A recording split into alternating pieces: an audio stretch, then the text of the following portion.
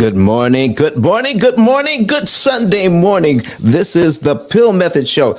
My name is Don Daniel, founder of P.I.L.L Method International, a better way to eliminate debt. P.I.L.L stands for prepayment of principal, isolating the principal amount, leverage, and liquidity. This morning, we're going to be talking about, is investing these days too risky? We've got a special guest coming on, and his name is Perry Jeffries. If you're listening to us on Clubhouse, come on over to YouTube because we're getting ready to discontinue the audio on Clubhouse. So we'll see you over on YouTube. All right, everyone, listen, here's what we've got going on here. This guy, I'm telling you, he's got 20 years of financial services 20 years in the financial services, 20 years experience. He's held positions at 3 Fortune 500 companies. He has his Series 66 license, his health and annuities. He's a chartered retirement planning counselor. He is a certified plan fiduciary advisor. Oh man, a mastery level certified profit first professional, a blockchain and digital assets professional. Oh man, he's got so many accolades. I can't even begin to tell you everything that this guy does.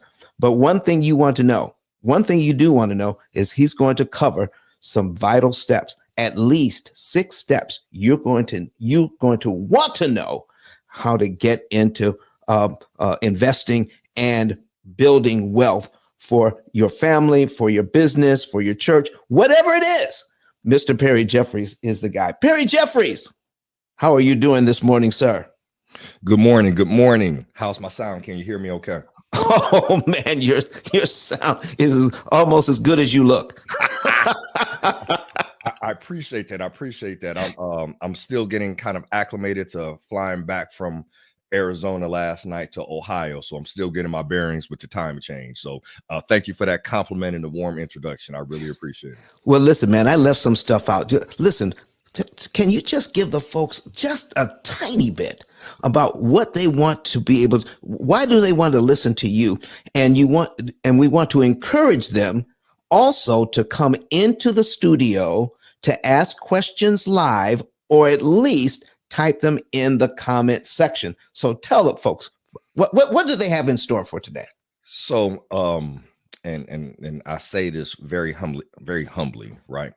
But what you want to do, first of all, let's deal with the latter. You want to come into the studio and ask these questions. What we have found in our communities is that there's a lack of financial literacy. But part of that lack of financial literacy comes from lack of trust of who we can go to and get information from. So with that being said, you want to come into the studio because if you're a friend of Don Daniel and you follow him, you're a friend of mine. And how often are you going to have the opportunity to sit down to talk to someone who has been advising clients and businesses for 2 decades around all things financial? So in addition to being, helping clients with their personal finances, I'm also a CFO for 3 7-figure plus businesses. I've managed $80 million in assets. I grew my own $4 million real estate portfolio when I was in my mid 20s. Here recently, we've helped clients acquire hundreds of thousands of dollars in working capital to go out and create their wealth. So, and again, not to toot my own horn, but if you have the opportunity to have a fireside chat, a cup of coffee with someone with that type of experience, you would quickly buy that cup of coffee, right, and ask the questions that you will want to ask, right? Because this is not a sales environment. We're not trying to sell you anything, which is one of the reasons I think from a community standpoint, we don't trust financial advisors. I am truly here to share my good experiences, but also my bad experiences. So Mr. Daniel said, why should you maybe want to come in and have a conversation with me? Ultimately, I'm a real dude. I have not made perfect steps in my financial journey. But what I have learned from, some wins and also too some losses is how I can tell clients, don't do this, don't do that. This is what works, this is what does not work. And with that being said, I think, Mr. Daniel, I think we probably covered it in that sense. So if you're an entrepreneur, again, we manage millions of dollars and advise on millions of dollars as a CFO. If you're a non-entrepreneur, you still want to come in here and get this information, because how often do you have a chance to talk to a real dude who's not going to talk over your head, who's not going to judge you, and is just going to give it to you very transparently and in terms that you can understand. So if you haven't came into the room yet, come into the room. Let's have a conversation. Thank you very much. Hey, Perry, listen, here at the P.I.L.L Method, we teach people about money as well. We teach them how to borrow money at a discount, how to manage their debt and take those interest savings and invest it. Why are you here talking about investing on a show that mainly talks about how to best manage debt? Great question. So ultimately, when you think about creating wealth, and we hear a lot of talk out there around, generational wealth, creating wealth, getting to the bag, whatever you want to call it, right? Fundamentally, it starts with your cash management mastery. Are you a master of your cash flow? And the components of cash flow are managing your income, your expenses, your debt, and eventually getting to the point that you do have the funds available to invest, right? So the two really go hand in hand. What you do with the P.I.L.L method is absolutely remarkable.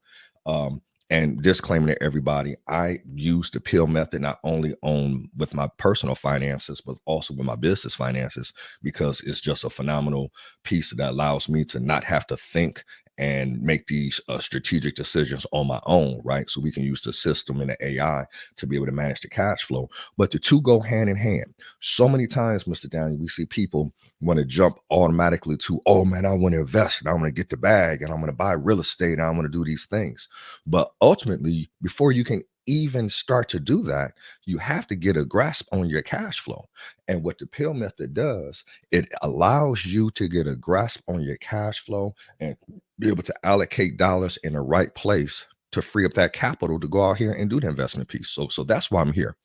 Okay. Other than the fact you asked me to be on here, so you're my guy. So if you ask me to be there, I'm going to be there. Outside of that, that's why I'm here. Gotcha. Hey, listen, man.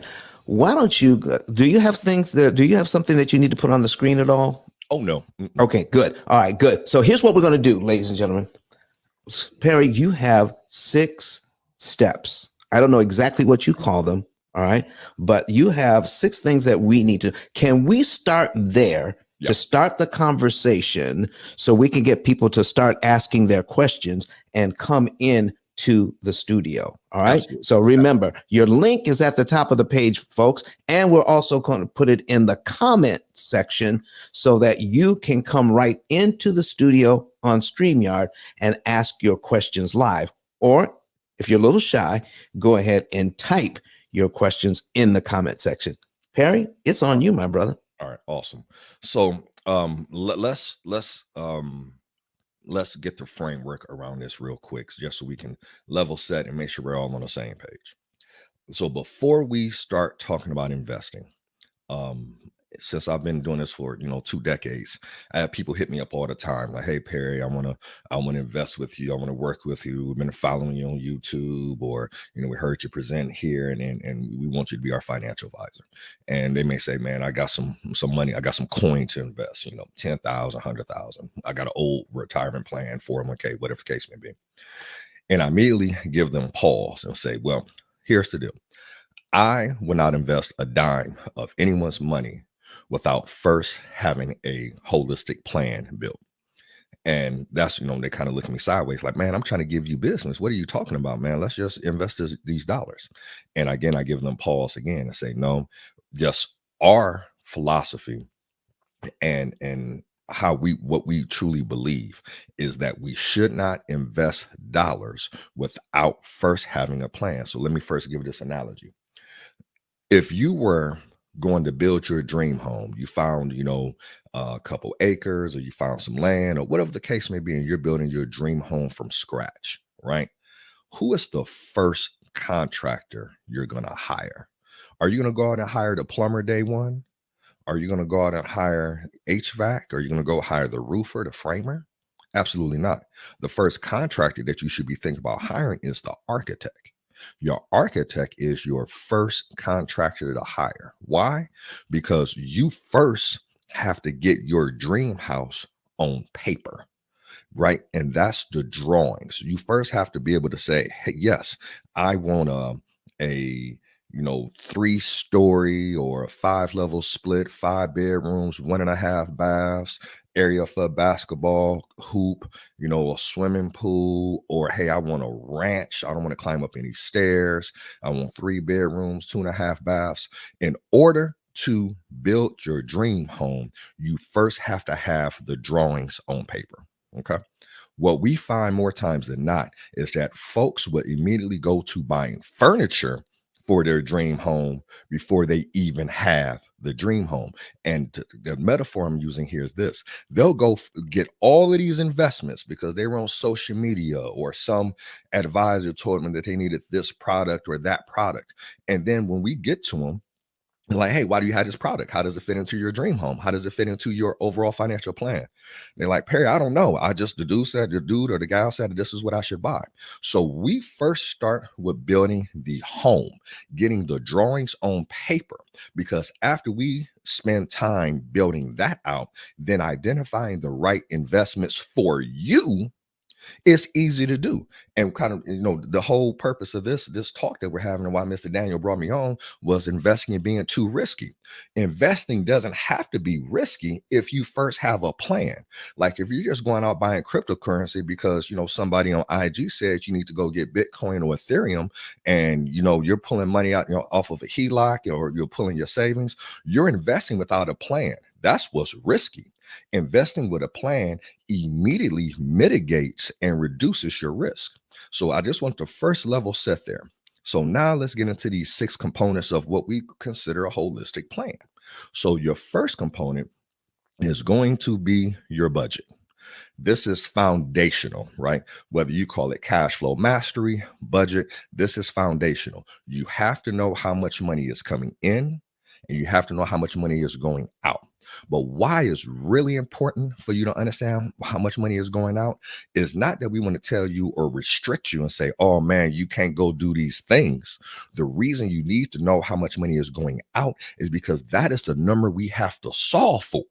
So case in point, if we know that, hey, your lifestyle expense is, because you've done a good job understanding your numbers, and we know that your lifestyle expense is $5,000 a month, well, then we know that's a number that we need to go and replace. We need to replace $5,000 a month.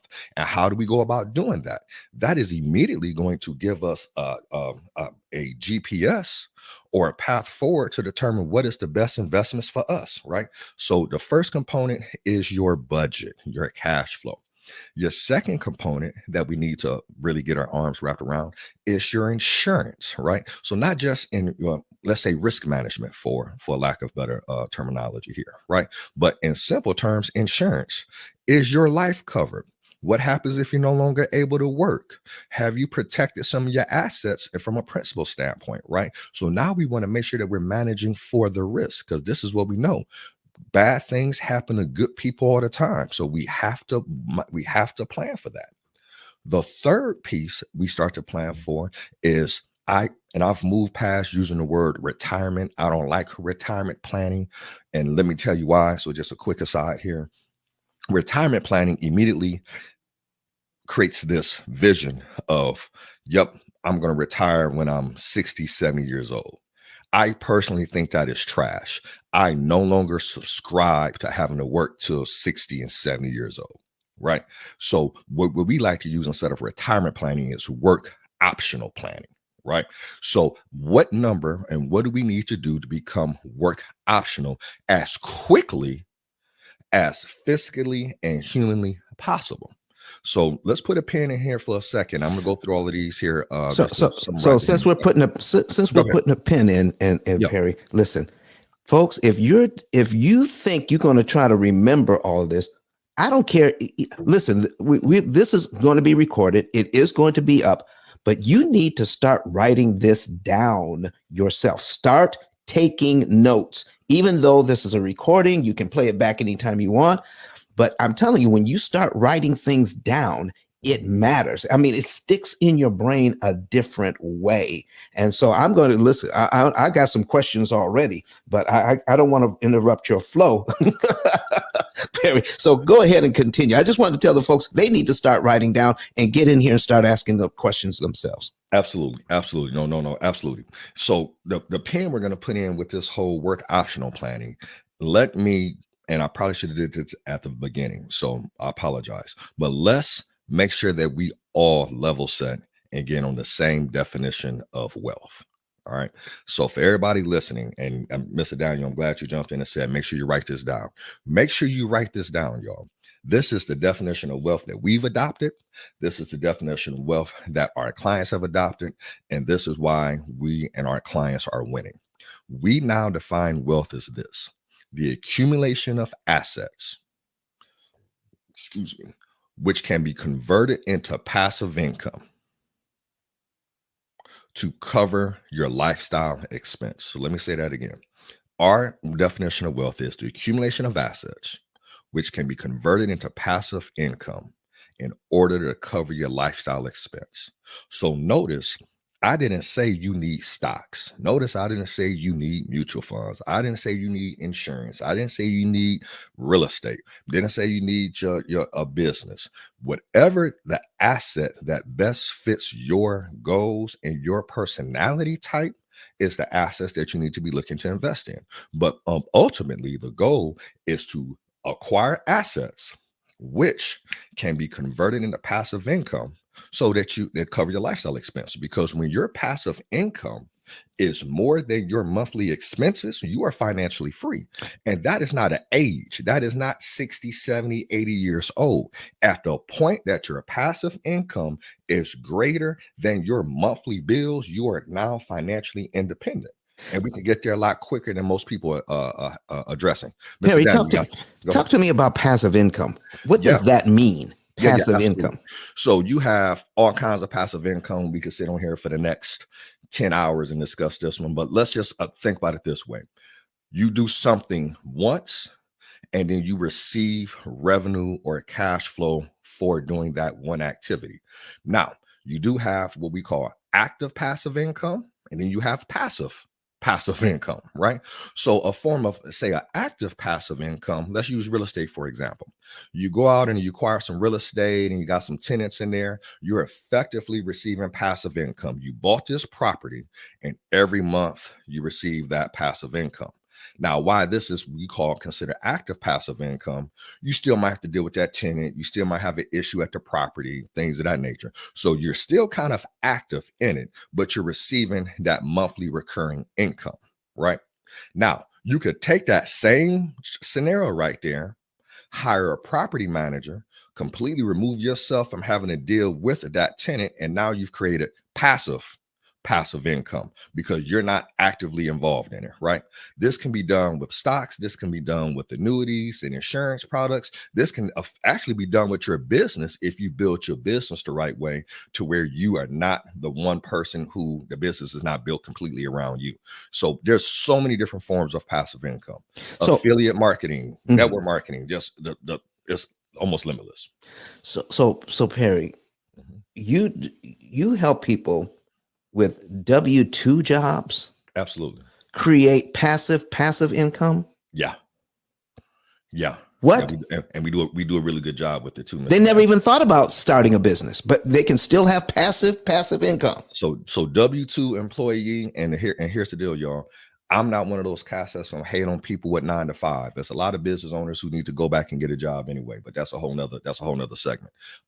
Because they're not running the business the way it needs to be run to begin with. So, but with that being said, here's the deal, y'all. Whether you get your money, your income from your W 2 9 to 5, or whether you get your income from your business, you still are getting capital in your hand. And you now have to become intentional about what you do with that capital. So I don't care if that capital hit you direct deposit, you know what I'm saying, from your job, or that was money, you know what I'm saying, that you pull some profit out of the business. You now have to figure out what is the best use of this capital and what can I go out and acquire that's going to start to give me, financial independence. Absolutely. Yep. Yep. Good stuff. So my bad, y'all. I should have level set that. So now that we are clear on that, right now, let me go through the first three points of a holistic financial plan just to make sure we stay on the same page. Number one, what's your budget? Knowing your cash flow and knowing your numbers. This is foundational. We cannot start a plan without this. This is the basement of your dream home that we're building. This is the foundation that we're building. Second is your risk management. Are we set up to protect ourselves and protect the plan if when we pass away, if we become disabled, protect the assets that we have? So we got the risk management. Third is the work optional planning. After we have a grasp on our cash flow, after we've addressed the risk and the things that could stop us from, acquiring assets, things of that nature. Now we look at what is our work optional number, and we start to build a plan around how to become financially independent.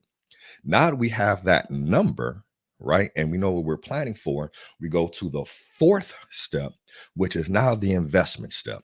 Okay, I have this money. I know the number I need to solve for. I need $5,000 a month today. Or if I want to be work optional in the next 5 or 10 years, if that's your goal, okay, with that 5,000 added inflation to it, maybe it's 6,500 in 5 years or 7,000, whatever you're planning for. Make sure you plan for that inflation number. And now you start to identify what investments work best for you. So here's the deal. Every opportunity ain't for you, right? So there's so many different ways to invest. And all of them are not for you, because if they were all for you, then none of them are for you. It's one of those type scenarios. So now that you know your numbers, you know what you have to solve for. Y'all, this is really just basic math. If you know, like, man, I need to replace $5,000 a month in income. Now let me go and identify the assets that can do that. And then you start to double down and acquire those assets. For some, maybe it's a dividend stock, maybe it's a mutual fund. For some, maybe they're like, man, I don't want to touch the stock. I want a hard asset like real estate. For some, hey, I'm just going to go all in on my business. But regardless, now you know what you need to solve for. And now you need to know where you need to invest your dollars. Okay. Fifth component is your taxes. So understand this. And again, going back to what Mr. Daniel said earlier, make sure you take notes on this. Let me just share this just very bluntly. Your highest expense ain't your house, ain't your car. It's your tax bill. Your tax bill, think about this for a second. For most people, every dollar that comes into the house, 30% goes to taxes. So if you're in the state of Ohio, depending on your tax bracket, hey, I got 5% going to the state. I got this going to local. I got this going to federal, right? You're looking anywhere between 15 to 40% of every dollar that comes in goes to taxes. So you have to have a plan to mitigate and minimize your taxes. You can so here's the deal, y'all. When you're talking about being work optional, when you're talking about being financially independent, if you're not solving for your tax bill, you're working backwards, right? So where we're different from a lot of advisors out there, because we actually have our own firm. We're a registered investment advisory firm, so we're not a broker dealer. We specialize in giving clients advice, not trying to sell them product and generate commissions. That's not our jam. So with that being said, you have to solve for that. And most advisors don't want to touch that. So let me just give a case in point. And this may open up just a whole ball of wax, but we're just going to go into it, Mr. Daniel. For all y'all who have been conditioned that you need to put you need to double down on your 401k. And let me first disclose, I'm not a 401k hater, right? But let's just use this for an example here. All of us have been told, hey, man, put money into your 401k, right? Well, most of us are putting money into our 401k and those dollars are going in pre-tax, which means we haven't paid taxes on those dollars yet.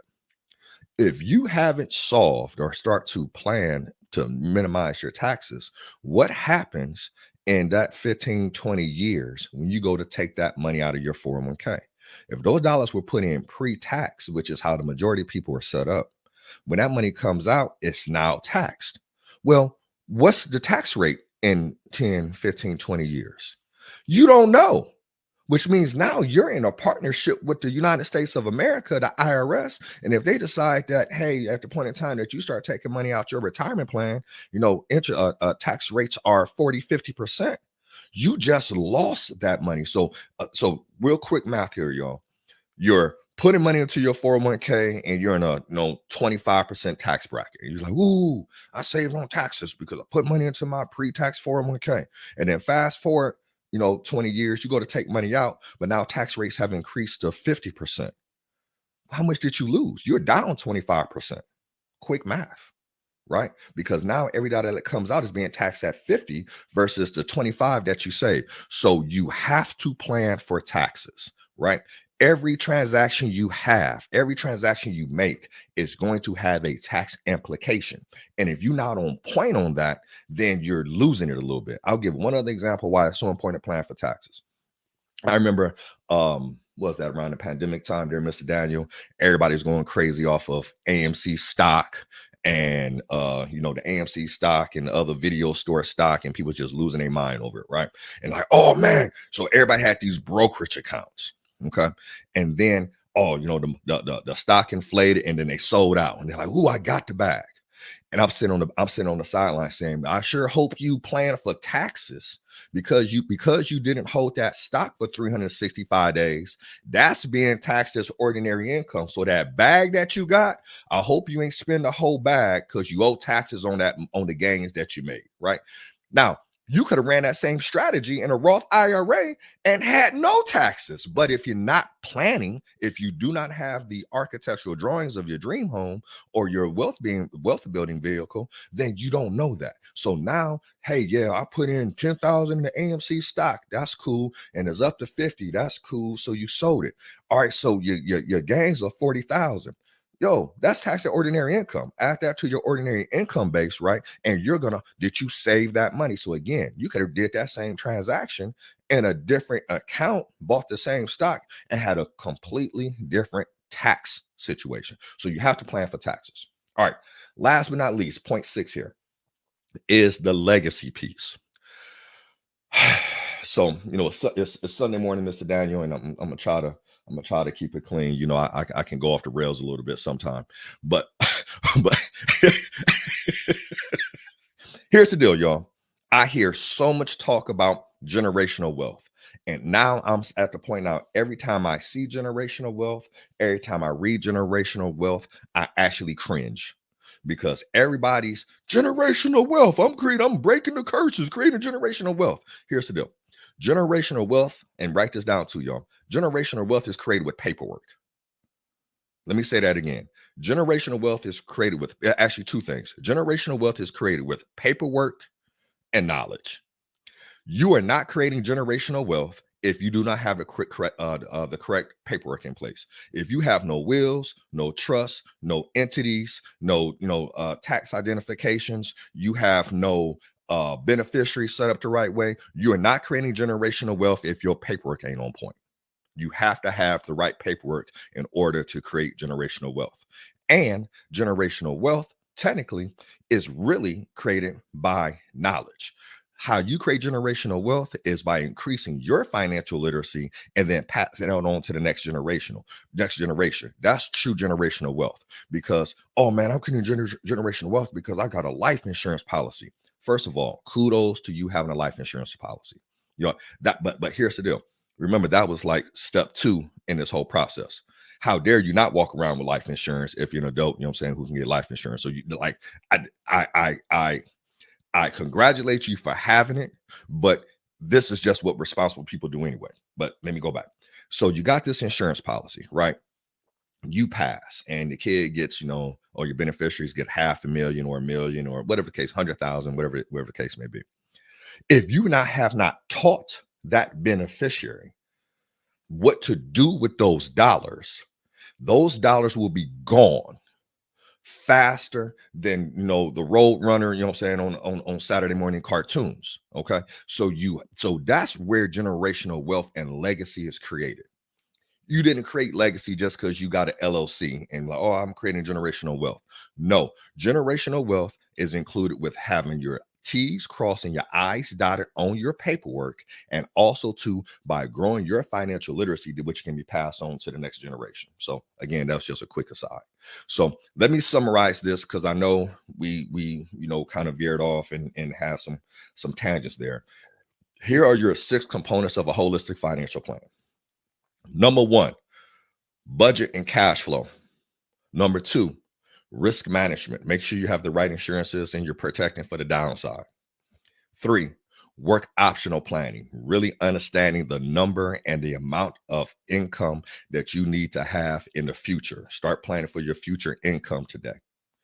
Number 4, now that you've planned and you have your number, now you know what assets to go out and identify that's going to get you to that number as quickly as possible. So now you have an investment strategy, right? Number 5, you have to plan for taxes. You have to plan for taxes. You can have the best investments in the world in a wrong account and get slammed on the taxes, and now half your money is gone. And number 6, the legacy plan. And this is the roof of your dream home. This is make sure the paperwork is on point, that you can transfer assets to your loved ones, that you can really create that legacy piece and protect yourself as well. So those are your 6 components of a financial plan. And to really kind of put that, that period on it, this is the process anyone has to go through before we invest a dime of their money, because we need to be crystal clear on all 6 of these components so we know where the money needs to go. And that's why we literally turn people away who just come to us and say, hey, Perry, I want to invest some money. We don't invest anything without first having a holistic plan, because if you have this plan in place, you don't even really need me to invest the money. Right? You can go out with this plan and this type of framework and actually will do a lot of the investment on your own. You're still going to need some guidance, right? And you still may need some coaching and whatnot. But I technically, don't need to actually have your funds and invest it, because your plan may require, based on your personality type and your timeline, may require you doubling down on real estate. Well, I'm not going to invest in real estate for you, but now you know exactly what kind of cash flow that you need to go out and generate month by month, year by year, to get to your work optional date and become financially independent. Okay, I'm going to be quiet and allow for some questions. Because listen, I've got a ton already. But first of all, but before I jump in, somebody may need to jump off. Do you charge for consultation? I do not charge for consultation.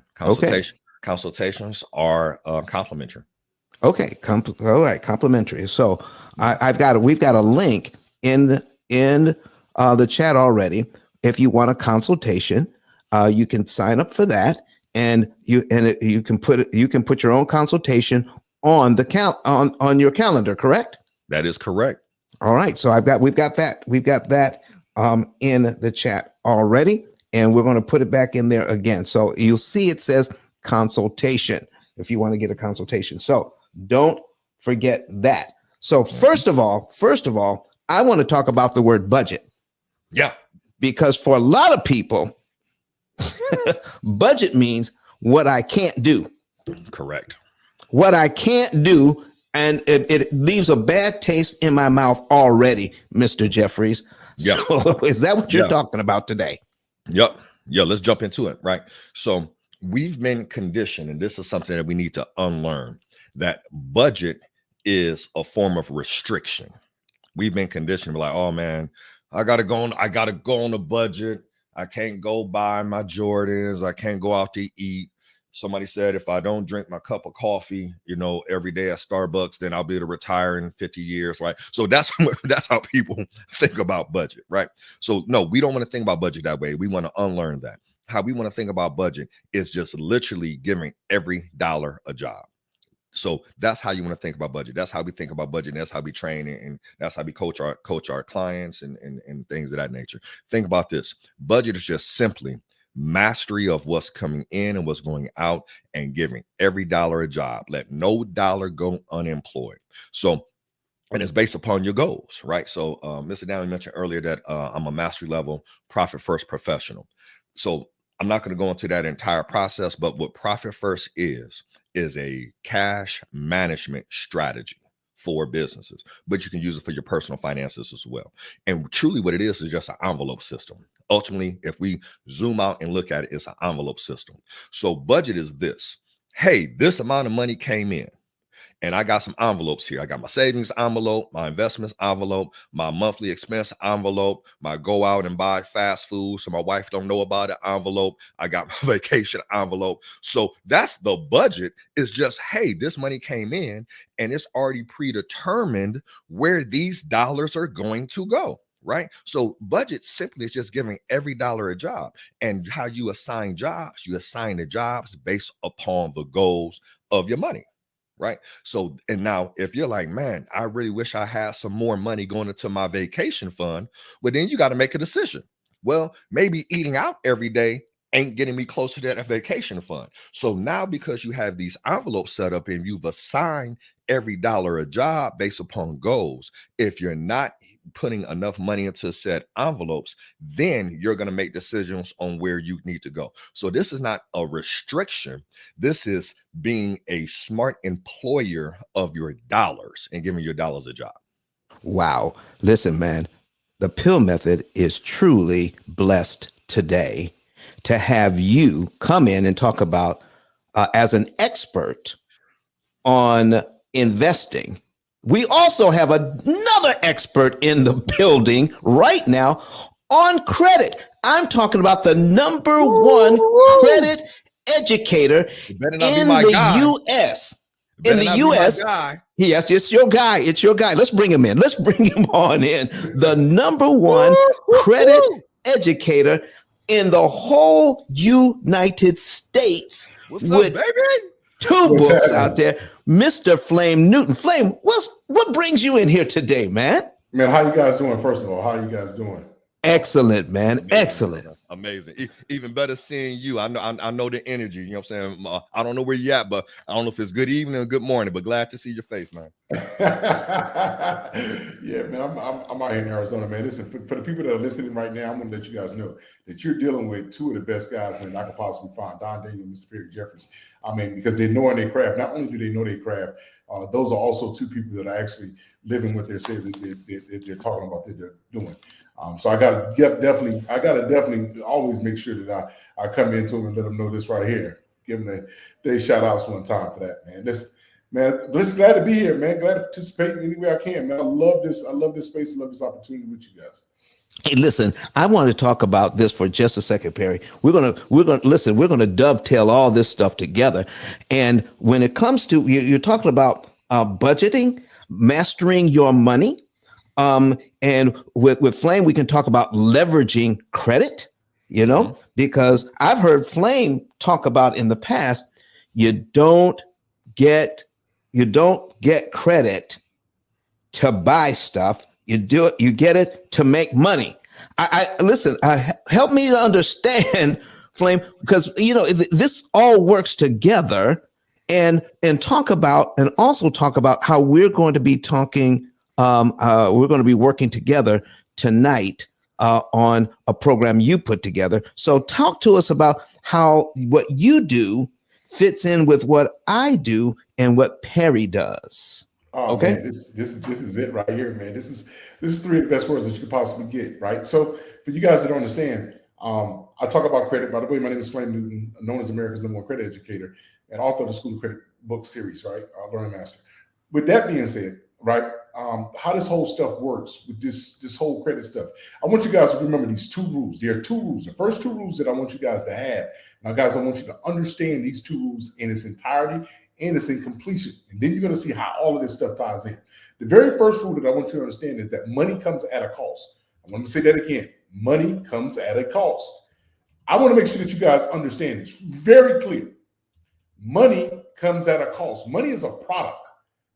Don't let nobody confuse you. Money is a product. Just like how you can go into a Walmart and you can pick up items off the shelf, just like how you can go into your local 7-Eleven and you can get a soda and some chips, and maybe some peanuts. Maybe you're the type of person to go get a pack of cigarettes. I don't know what it is, right, that you get.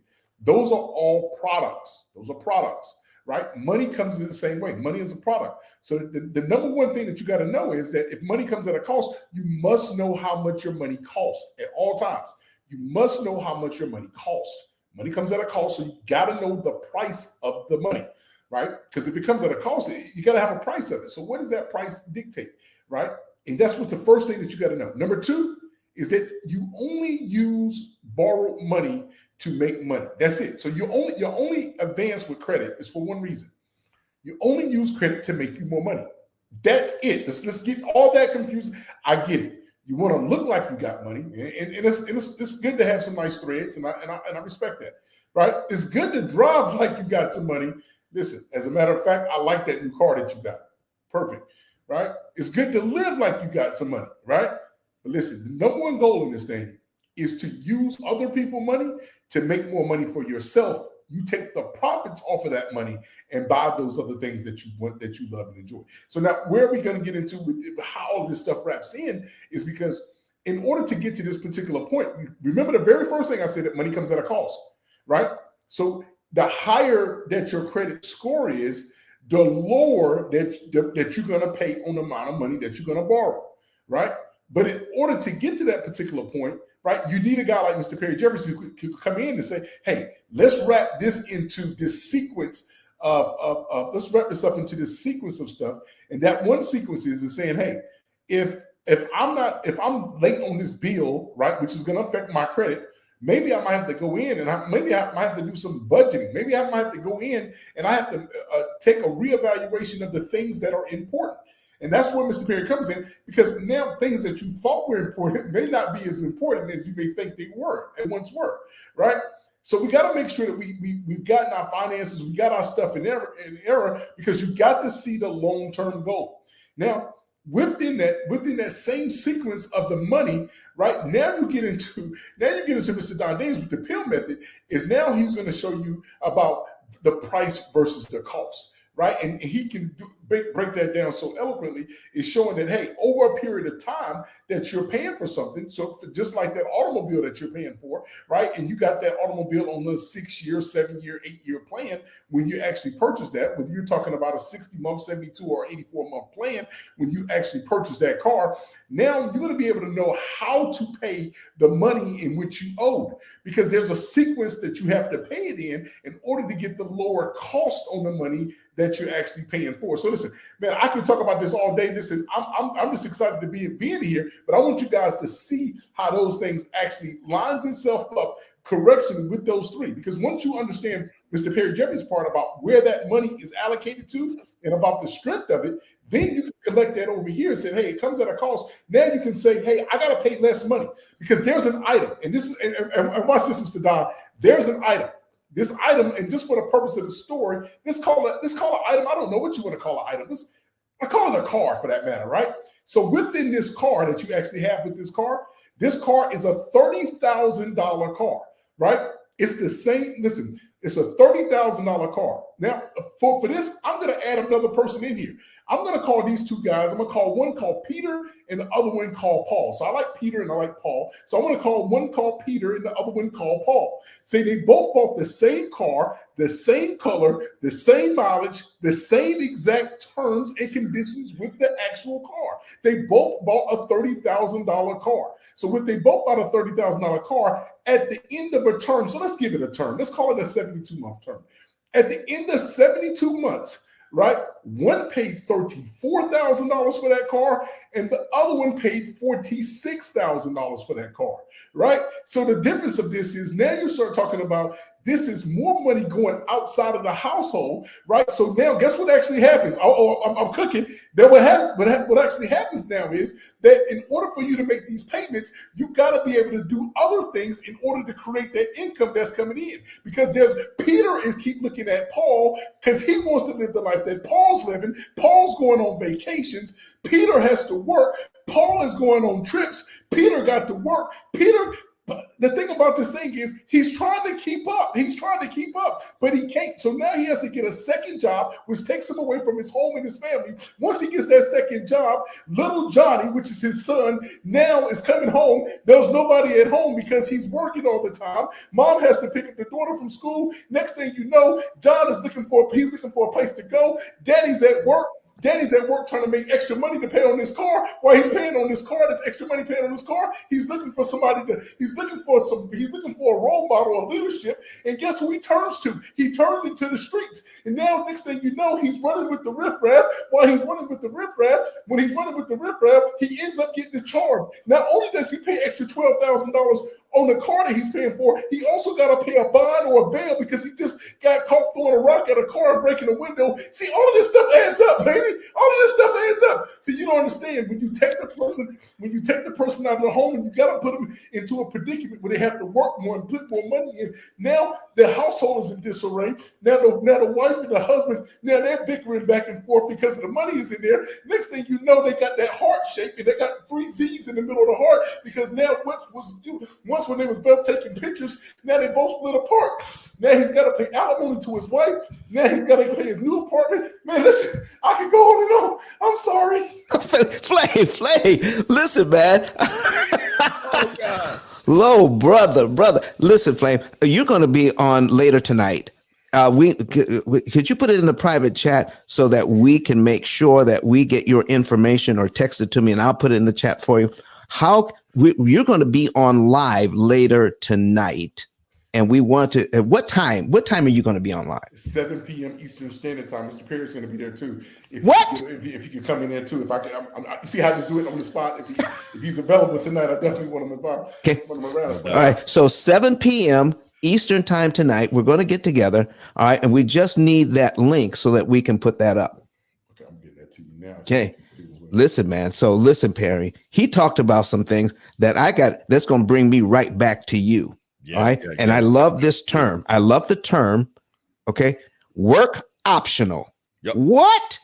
So little Johnny can have his dad at home and doesn't catch a case out there throwing rocks at cars. And now they got to spend money on a lawyer. So how do we get that work optional money? Yeah. Because that's huge.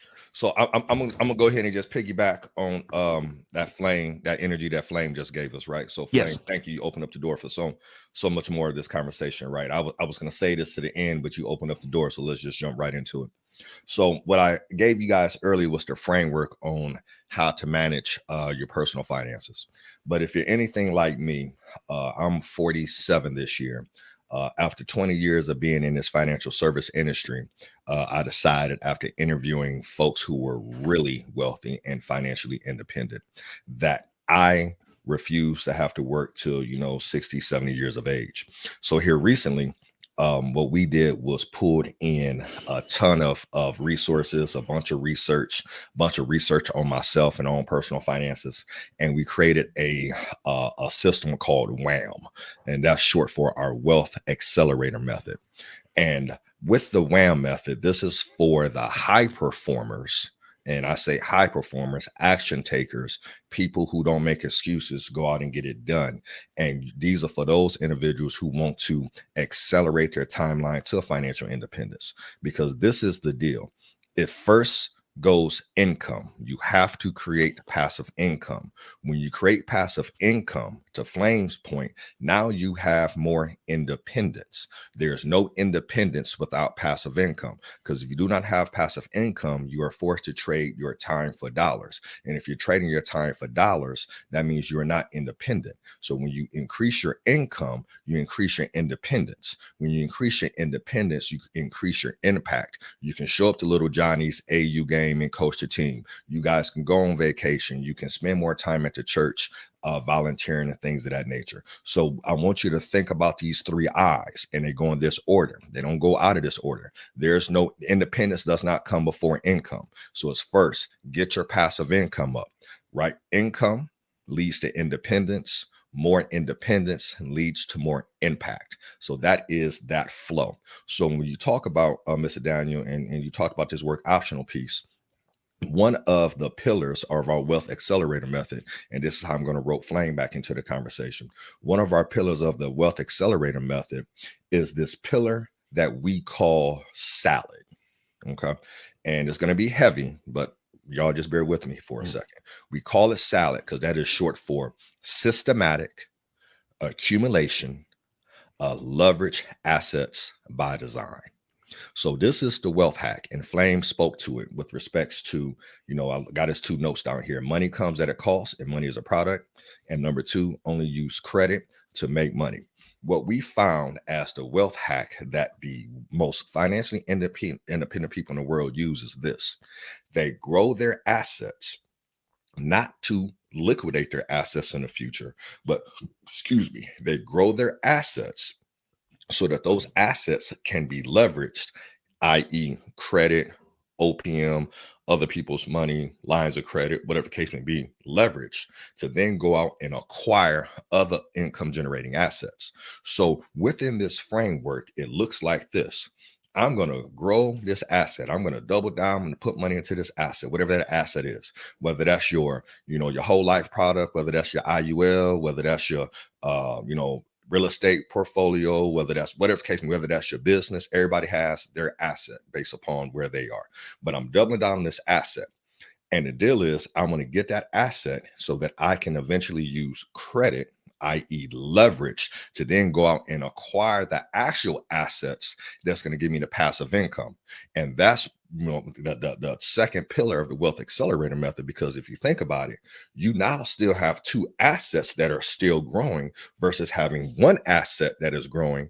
And then by having 2 assets that is growing and understanding that you can use one asset, number 1, as leverage to get access to capital to buy, asset number 2, you actually mitigate your risk, because if something goes wrong with asset number 2, you still have asset number 1. So again, that's a whole conversation.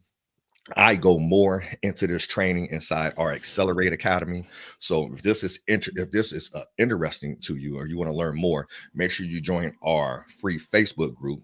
Go to just facebook.com/groups/cashflow unlock and jump into the group and ask for information about our Accelerate Academy. So this is what we do we have people come into the academy. It's an 8-week cohort, and we go through how to implement this piece. But it was so dope to have Flame on here, because really that's the move. When you get that down, when you start to really understand that money piece, now you can accelerate your timeline to financial independence. So now you have this asset.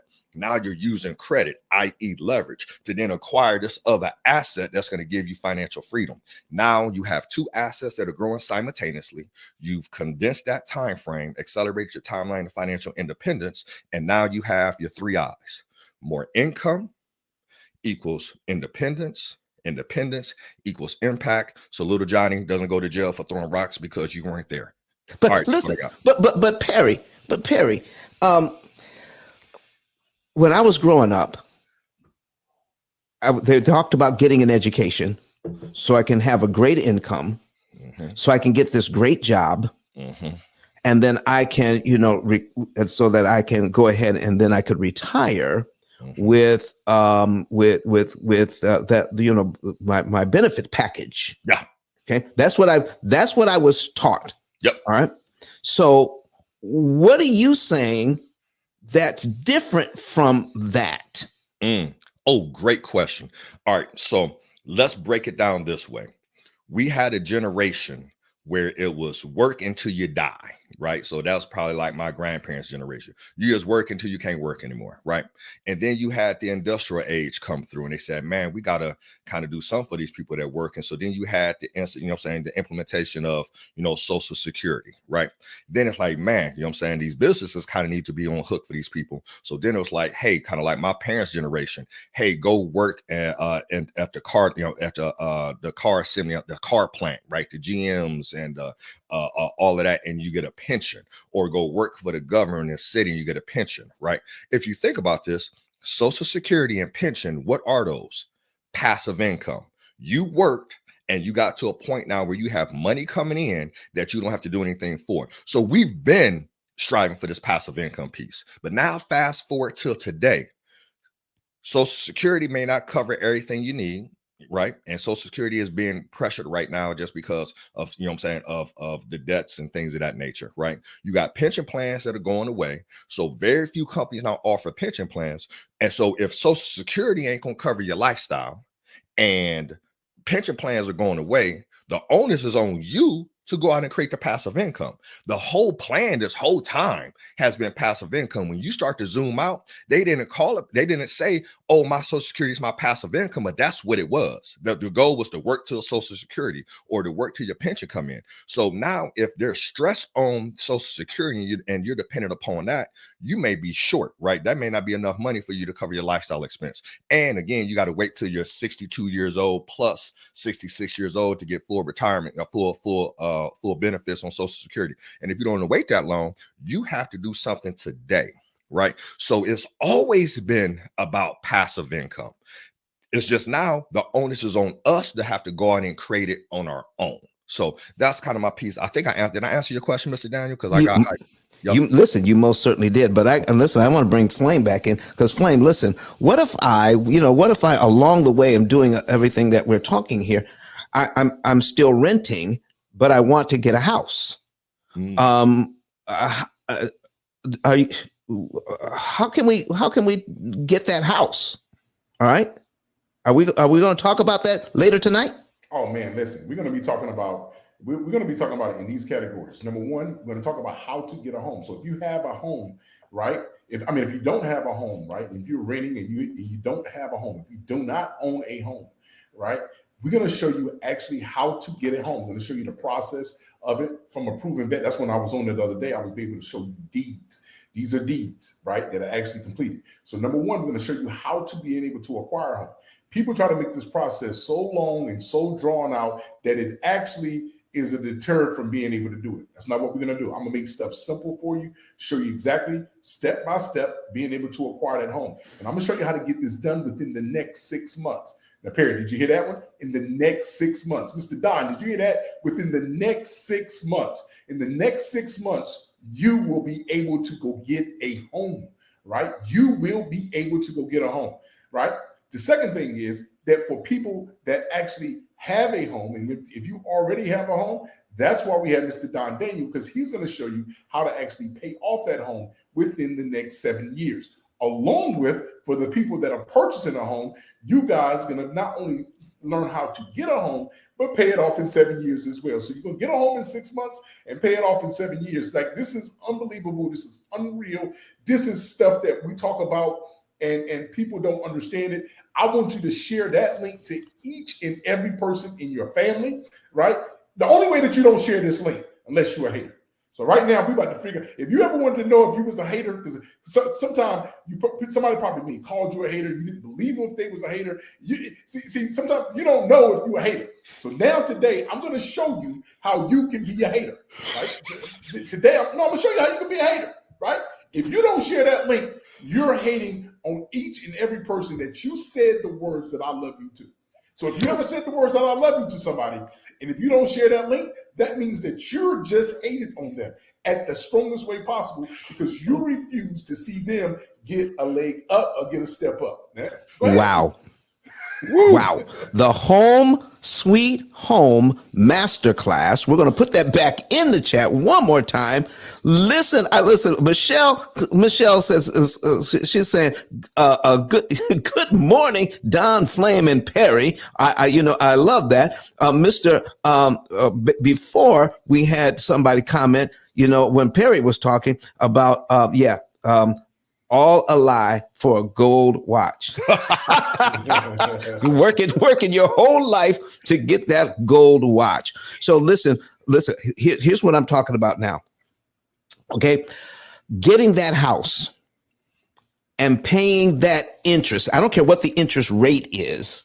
We need to focus on interest cost. Mm-hmm. And so if I can save, Perry, if I can get that same house on my current budget, mm-hmm, and save $150,000 to $200,000 in interest I don't have to pay, Mm-hmm. I now have money that I can invest. Mm-hmm. But Perry, Mm-hmm. investment scares me. Mm-hmm. The stock market scares me. Mm-hmm. How can I invest when I'm afraid to invest? Yeah. So here's the deal. We fear what we don't know and what we don't understand, right? So that a lot of that fear can be mitigated or reduced by having a clear financial plan, right? So that's why I lead with the whole financial plan piece. And now the other piece, and this is probably going to be mind blowing, and your community and our listeners are probably going to be like, "Wow, I can't believe he's going to say that." Yes, I had a Series 7 stockbroker's license. Yes, I still have a Series 66. Yes, have all of these things. Let me be crystal clear with you. I don't really care if you invest in the stock market. The stock market is not the only investment that you can make that's going to help you get work optional and financially independent. So let's unlearn that. And so this is coming from, like, I got my stockbroker's license back in 2004. So I've had it for 20 years. And yes, if a client comes to me, I absolutely can buy them stock if it's part of their financial plan. But understand, stock is not the only way. The stock market is not the only way for you to go out and create wealth. So I'm going to use you and Flame, let's all combine this together, right? I signed up and started implementing the P.I.L.L method before I even had a first payment on my home. Since implementing the P.I.L.L method, I have reduced my principal on my home. And in addition to that, I've gotten equity because my home has appreciated in value. That has given me access to $250,000 worth of equity.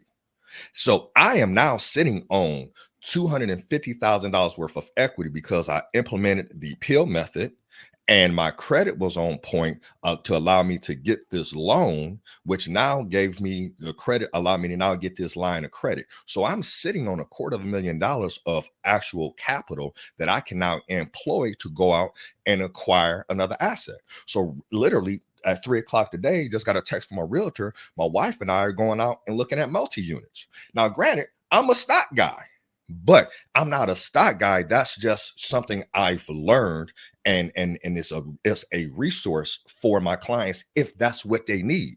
Everybody doesn't need the stock. So to answer your question, one, when you have a plan, you reduce your risk. Two, don't let nobody tell you that you have to invest in the stock market to create wealth, because that's not true. I have sat down with 3 colleagues of mine, and let me break this down for y'all. 3 colleagues of mine here recently, and all of them net worth is no less than 80 million. First one says to me, I asked him, I said, "Man, what you invested in?" He said, "I don't invest in publicly traded stock. I invest in companies. I invest in land and real estate, and I invest in, private equity pieces." But he has no money invested in the stock market. I'm like, okay. I got another buddy who just sold his business for 8 figures. You heard that right, 8 figures. Had no money in the stock market, but got an 8-figure check, bought a home in North Carolina with straight cash for a couple million, and now was looking to go out and invest in other companies. So again, no investments in the stock market, right? Got another client, who, net worth is right around, I think, I think last time we looked was 80, 90 million on him as well. Has some money in the stock market, but he built his wealth via real estate. So all of these people are building a wealth by just understanding, hey, it's about acquiring assets. So can you use the stock market? Absolutely. But we got to get out of this frame of mind that this is what we have to do. What we have to do is have a plan and a path forward that says, hey, my end goal is to get to $5,000 of passive income coming in. How you get there is based upon your comfort level and your personality type. And I've mentioned this a couple of times, and folks may be asking, well, Perry, what do you mean by personality type? One thing we do before we hire anybody on our team is we run a personality test on them. We run a DISC assessment, because how you rank on your personality type is going to determine what investment works for you. Why do we have people going and investing in things that's just completely out of their lane when they could be getting the bag over here doing something that's in their lane? So I know it's a kind of a roundabout way to kind of answer your question, Mr. Daniel. But how you mitigate the risk is by having a plan and knowing what you're investing for. The stock market might not even be the thing that you need. You might need to invest in real estate or invest in your business, or lo and behold, invest in yourself. Just by running the P.I.L.L method and investing in the P.I.L.L method and the coaching that comes with the P.I.L.L method, paying your home off in 7 years could give you a $500,000 bag based upon the average, cost of home. I think the median price of home is what, $450,000 right now. So now you got the P.I.L.L method, paid your home off in 7 years. Are you just going to sit on that wealth that you just created? Or are you now going to employ that to go and, acquire assets that generate income? So that's my take on that, brother. What? So listen, you just said, if I'm afraid, you're going to go through a whole battery. You're going to help me to determine what investment is going to be good for me, and to me. Here's the deal, Mr. Daniel. It's called your investor DNA. What investor DNA? You got to break that down. Yeah, it's your investor. So here's the deal. My DNA. Okay. I got my DNA from my parents, right? So I had no choice but to be 6'3", brown eyes, dark hair, because that's the DNA. That's what's in me, right? Instead of going against your DNA, go with your DNA. So I'm hardwired. I know from a DISC assessment, I am a high D, which means I am dominant. I'm okay with risk. I get it done. I'm to the point. I'm no fluff, right? And I'm really good at quickly analyzing ROI, right? My wife, on the other hand, is a S. She's more steady and stable and more cautious. And so she's not going to just jump on and be like, ooh, let me go buy some stock. That's not her personality type. But you know what her personality type is? Hey, get a real estate property, right? We got a hard asset. It's something I can go and touch. It's, we can get Airbnb income. That's more hardwired how she is. So based on your personality type really determines what your investor DNA, what you should be investing in. And this is where so many advisors in the industry is just, I'm in the industry and I'm a licensed advisor, but this is where I don't even like talking to financial advisors, because everybody's trying to force somebody into doing this. Hold on. Let me check this out. I had a cat, my man David Gamber. I had a cat on my podcast maybe about a month or so ago, who's generating $100,000 a month off of affiliate marketing. We ain't talk about no stocks. He is literally affiliate. He is referring products that he uses and built his email list that he now refers it out and is generating $100,000 a month. So here's the deal. We ain't talk about investing in stock. He invested in himself, right? So knowing your investor DNA. So that's why, again, going through the planning process is so important, because at the front end of our planning process, so anybody who decides they want to work with us, right? The first thing we do is spend time unpacking your money story. Perry, what's your money story? It's your financial DNA. I learned how to manage money by what I saw my mom and my dad do, right? For good or worse. And so my financial money story, my mom, who recently passed, big shout out to moms, love her to death, yep, for sure. Moms was, like they didn't say YOLO back then, my mom was born for, but my mom was the embodiment of YOLO. If my child need this, we're going to get it today and we're going to figure it out. And what's so crazy, Flame, she was a master of credit, but she didn't know she was a master of credit. She just knew that she was paying stuff off and she could go in and sign for a car today with no money in her pocket. She never even knew her credit score. She just knew, I pay stuff down, I pay it off, and I can walk into any car lot and get you a car today. Hey, son, you need a car. Walked into a car lot. She said, I ain't got no cash, and we walking out with a new car today. And what do? We walked out with a new Jeep Cherokee that day.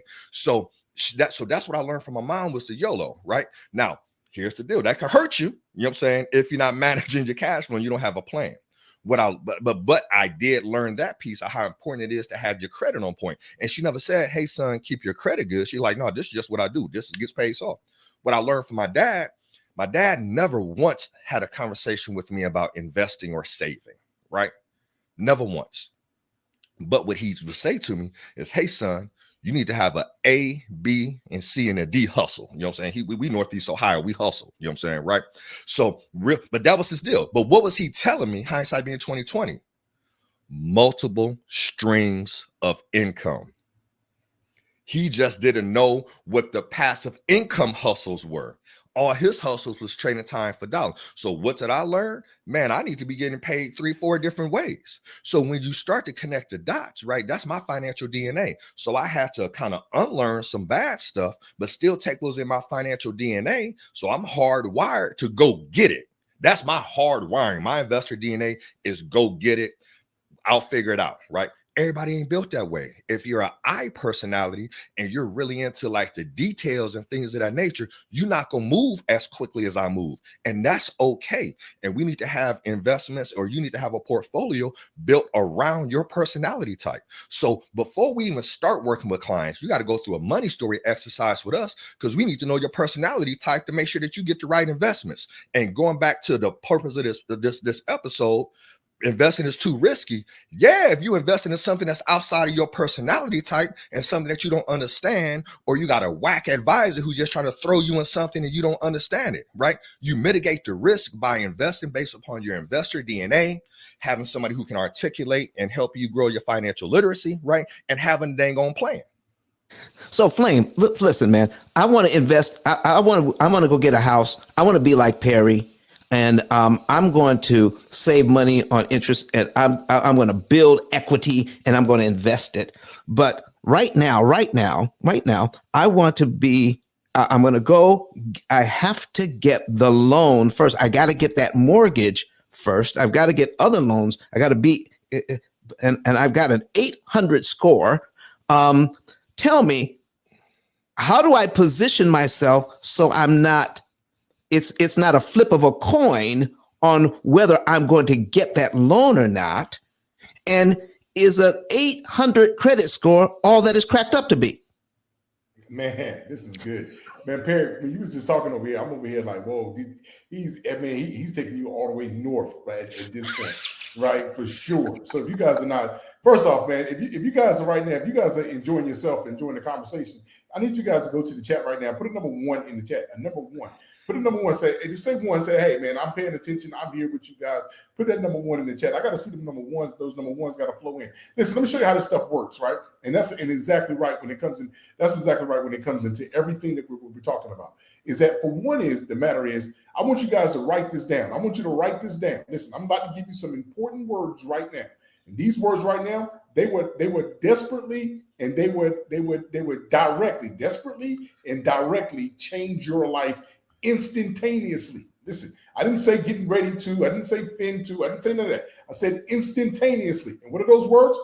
It's not about how much money you have. It's all about how much money you have access to. Let me say that again. It's not about how much money you have. It's all about how much money you have access to. The accessibility to money. So you can do all this, and when you start to talk about that, when you start to talk about Perry, when you start talking about his eyes, the income, and you start talking about the independence and all of these things, right? But when you have access to more funding, that's what changes everything. Your lifetime, your life instantaneously changes when you have access. See, if somebody called you right now, I'm talking about instantaneously right now, somebody called you and told you right now, say, listen, my son is in jail. Like, remember Johnny? Johnny's in jail. Johnny got an armed robbery charge. He done moved up on charges now. He done got an armed robbery charge now, right? So now he got a bond, right? He got a bail right now of he got a bond right now of $150,000. But Pop's got a 4-unit right now, a 4-unit that he's gonna let go right now for the low. I'm talking about low. It's $150,000. It is already valued. You're walking into a place that is worth $400,000, and he wants $150,000 for it now. So you're going to be walking into something where you have $250,000 in equity right now. So the question is, can you get that right now? That's the question. Can you get that right now? If the answer is no, then we got a problem. See, that's where we're talking about, is being able to have access to funds. You may not actually have the $150,000 stowed away under your mattress or in your bank account, but you got access to the money. That's what this whole thing is about. But in order to get into that same confinement of stuff, is that when we start talking about the credit score, those are the things that's going to trick you. It's only 3 people in America that care about your credit score, contrary to your belief. It's only 3 people that care about your credit score, right? That's called the media, the mall, and Credit Karma. That's it. I'm going to say it again. The media, the mall, and Credit Karma. That's it. Nobody else cares about your goddamn credit score, right? And I had to say it just like that, with that tone, with that emphasis. Nobody cares about your credit score. What they care about are the contents that are on your credit profile. Now, Perry and Mr. Don, I want y'all to see this right here. I'm going to paint this picture for them so they can actually see this. There's 2 kids, right? 2 kids. And I want you to see these 2 kids, right? 2 kids. They're both getting ready to go to college, right? Now, while they're getting ready to go to college, Perry, watch how this works. One of them has a 4.0 GPA and the other one has a 3.7. I'm going to say that again. One has a 4.0 and one has a 3.7. They both applied to go to Harvard and Yale together. They both applied to go to Harvard and Yale, right? Now, listen, with them both applying to go to Harvard and Yale, the 4.0 a student got denied to go to Harvard and Yale, but the 3.7 was able to get into Harvard and Yale. Now, what is the difference? How did the 3.7 get accepted into Harvard and Yale, but the 4.0 didn't? Just let that sit there for a second. How is that even possible, right? A 4.0 student got denied at Harvard and Yale, but the 3.7 didn't. They got accepted with flying arms. You know why, ladies and gentlemen? You know why? Because it was never about the GPA. What it was about the transcript. It was about the classes that they took while they were in school. The one with the 3.7 took AP classes, took advanced classes, took physics 2 and trigonometry. They took some hierarchy classes, even with a 3.7. Now, the one with a 4.0, for some odd reason, they had 6 classes of PE on their resume. Right? They had arts and music and all that kind of stuff that was on their class schedule. And the highest math class happened to be in Algebra 1. Now, although they finished with the 4.0 GPA, the classes didn't match. So that's the same way it works in the credit world. So it's not about the actual credit score. It's about the contents in which is on the credit profile. So when you guys are looking at your credit profile, if you guys have one account on your credit profile and you may have that luxurious of a 750 or 770, but you can apply for somewhere and you may get denied. But the one with the 680, maybe he got a 675, that person would get approved. And they would get approved because they have 12, 13 different lines of credit on their credit profile. They got credit cards and cars, and they got loans. They got all type of other attributes that are on that credit profile. So when they're on there like that, what happens is people, the lending institutions are able to look and say, hey, you know what? Now we're going to approve you because we've seen that you've handled lots of money before. Right? You're no shame to having $25,000, $40,000. You're no shame to that. We see that, watch this, Mr. Don. We see that you have a mortgage on your credit profile. We've seen that you had a $300,000 mortgage before. We also seen that you have lenders on your profile, which we love. The ones like the Power 8 banks, which I like to talk about, the Cities and the Capital Ones and the Truists and the PNCs. Like you got quality of content on your credit profile. You just don't have fluff.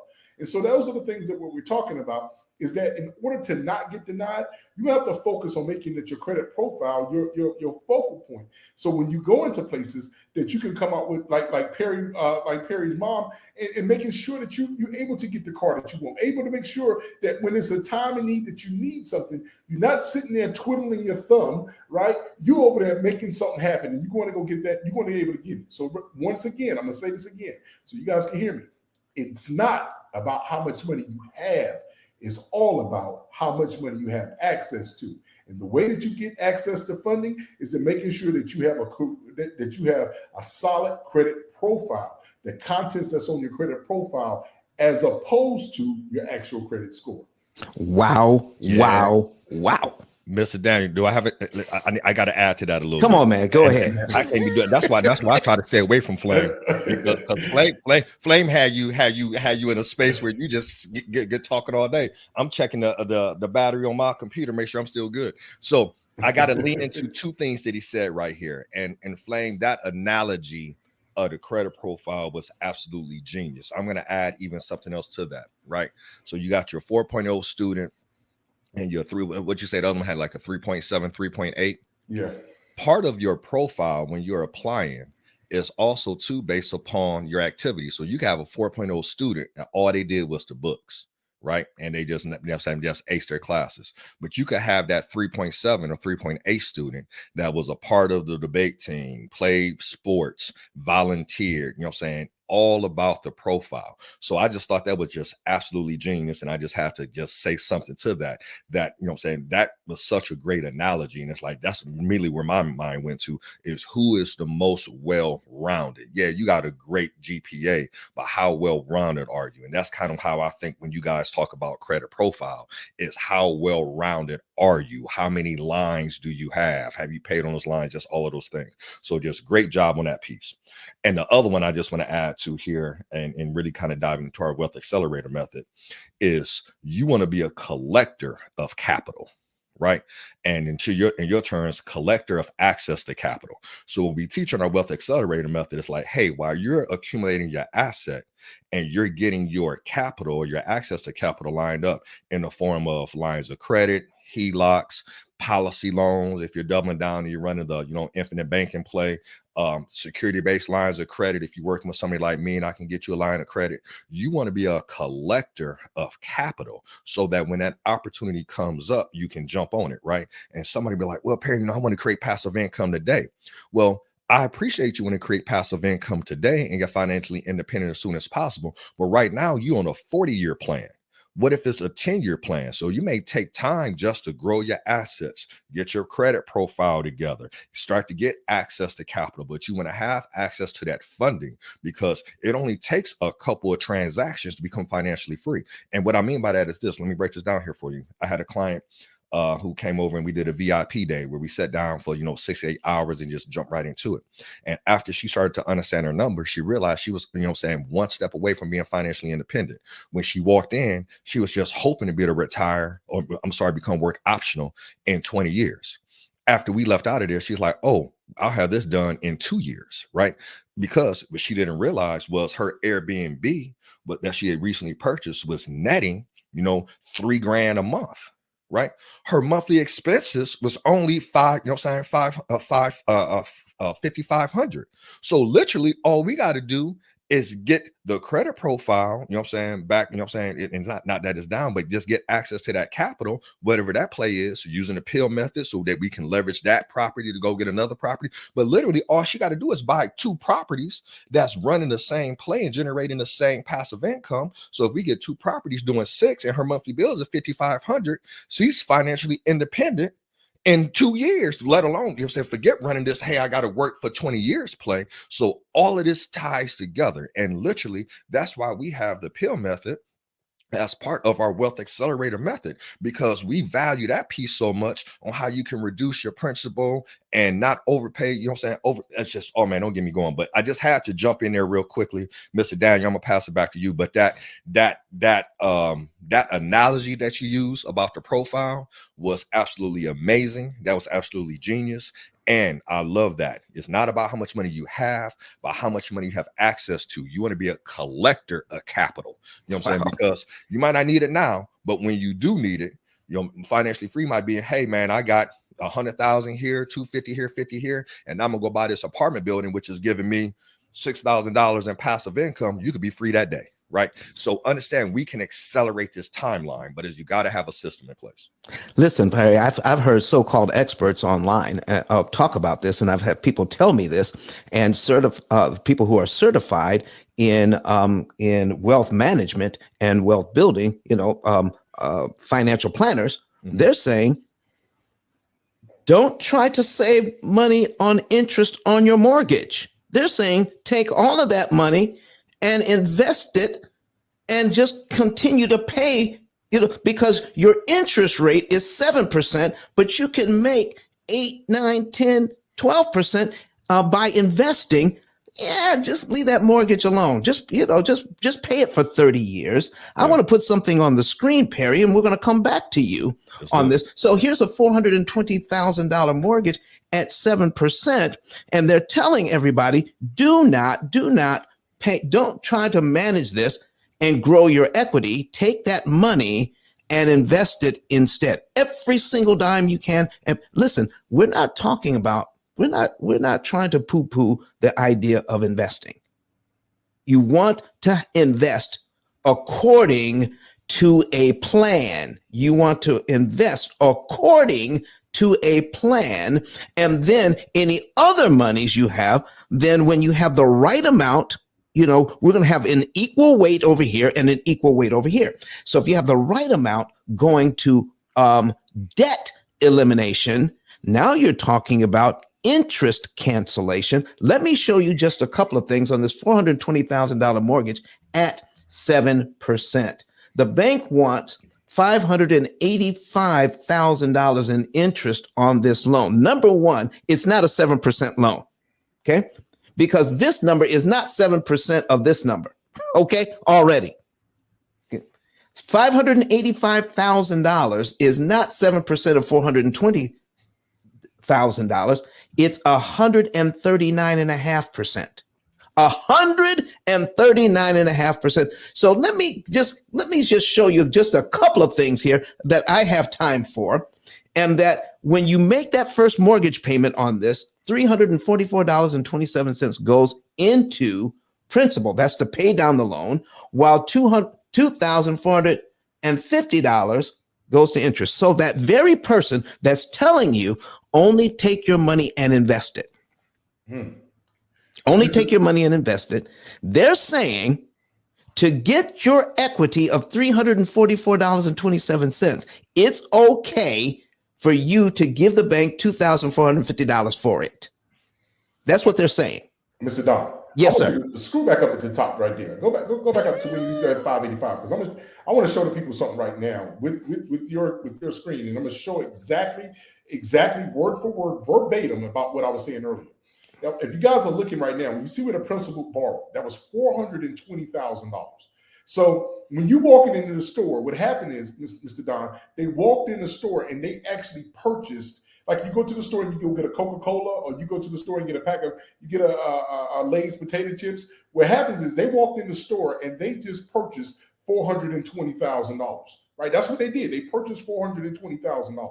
But when they put that on the counter, when they rung them up, they told them that $420,000 cost them $585,000 to purchase that $420,000. I'm gonna say that again because I want people to see that in its entirety. That's what I always say about, you got to understand the two rules of credit. You got to understand how much does that money cost you. That money costs you $585,000 for $420,000. So you actually borrowed $420,000. So you rented it. Right, so you rented money for $420,000 worth of money, right? But in return, you had to pay them back you had to give them $585,000 on top of the $420,000 that you borrowed. If they're not understanding that, we got a problem right here. We got to go back. We got a problem right there. You got to understand how much does that money cost you, and that's what you did a perfect example of that, Mr. Don. For sure, I'm glad you had the screen up on that. And keep that screen up. Keep that screen up. Yes, sir. Yes, sir. And let me lean into this as well, right? So here's the deal. I was that advisor, right? I was that advisor. Like, no, don't pay your property down like that. You know what I'm saying? Invest these dollars. When you know better, you do better. And this is why understanding that you always have to be in a constant mode of growth and growing your financial literacy, because what worked 10 years ago ain't working today. I just got back from Arizona and I was taken to dinner in a car with no driver. It was a driverless car. You can go to my Facebook page and check it out. No driver took me and my business partners to dinner, right? So you have to stay in a place of always learning and being in the right environments, being on episodes like this and listening to podcasts and things of that nature. Because Mr. Daniel, when you broke this down to me, and I'm a numbers guy, anybody who knows this, let's strip away Perry's a financial advisor. Perry's degree is in math with a minor in biology. I do numbers, but sometimes knowing what number to look at, right? So many folks get hung up on interest rate, but you're not looking at the total pay, the cost of the money, going to Flame's point. And hey, 139%. Why would we tell somebody, like, if you don't know that number, if you're not really understanding your amortization schedule the way you do such a great job breaking down to people, they don't know any better. But after you know it, and you've now been exposed to it, like after you decide to take the red pill or the blue pill in the matrix, and now you see it's a different way, then it's up to you then to then go ahead and like, okay, I need to get more information on this piece. So this is super powerful right here, right? To understand these numbers, to Flame's point, that's how much the money cost you. That was your cost of those funds, right? And you're actually paying more for the cost of those funds than the actual funds that you actually got. So when we start to really understand the math, because the math is there, just sometimes we don't know what number to look at. Same conversation I had with folks when they're like, hey, when the PPP loans was popping and Cass was getting those, and it's like, oh, well, I ain't gonna do what I'm supposed to do with the money. I'll just pay back the 1%. You do realize that was like 1% over 12, 24 months.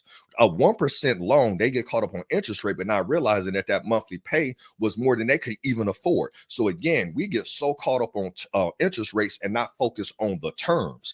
And what you did right here and what Flame really highlighted is the terms of acquiring this money, right? And with those terms right there, how much money could you have available if you were paying this off in a smarter way, right? With the debt cancellation, that frees up capital to do those other things. Like when we first ran our numbers and I saw our savings was some crazy like $600,000-$700,000, I like, this is a no-brainer, right? This is a no-brainer. So, but it's understanding what numbers to look at.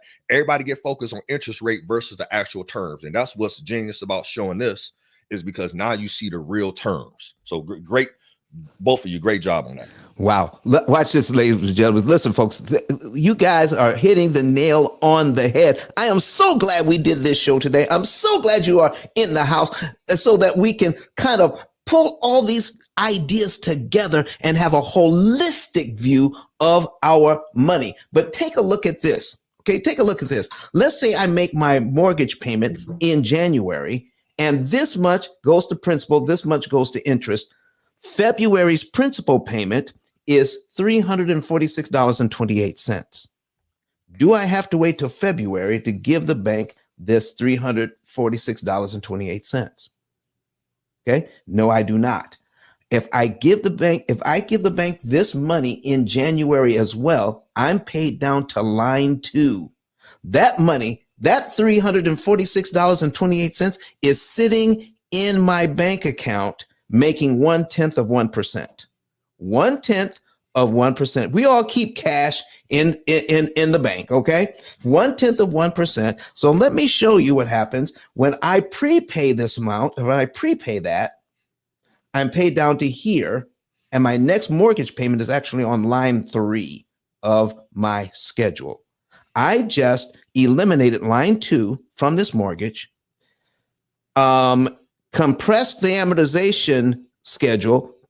Payment number 1 is now touching payment number 3. Payment number 2 has been eliminated for only $346.28, and I saved $2,447.99.